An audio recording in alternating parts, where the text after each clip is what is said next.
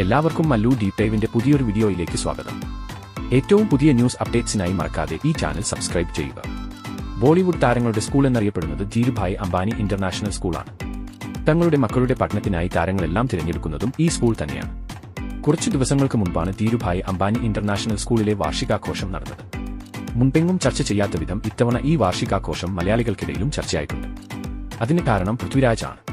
പൃഥ്വിരാജിന്റെ മകൾ അലങ്കൃത ധീരുഭായ് അംബാനി സ്കൂളിലാണ് പഠിക്കുന്നത്. പൃഥ്വിയും സുപ്രിയും വാർഷികാഘോഷത്തിൽ പങ്കെടുക്കുന്ന ചിത്രങ്ങൾ പുറത്തുവന്നിരുന്നത്.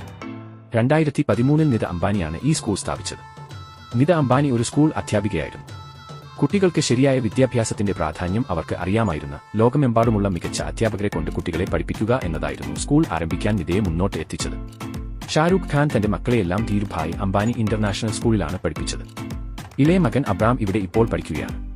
ആമീർ ഖാന്റെയും കിരൺ റാവുവിന്റെയും മകൻ ആസാദ് റാവു ഖാനും ഇവിടെയാണ് പഠിക്കുന്നത്. ഐശ്വര്യ റായിയുടെയും അഭിഷേക് ബച്ചന്റെയും മകൾ ആരാധ്യ പഠിക്കുന്നതും അംബാനി സ്കൂളിലാണ്. സെയ്ഫ് കരീന ദമ്പതികളുടെ മക്കളും എല്ലാം ഇവിടെയാണ്.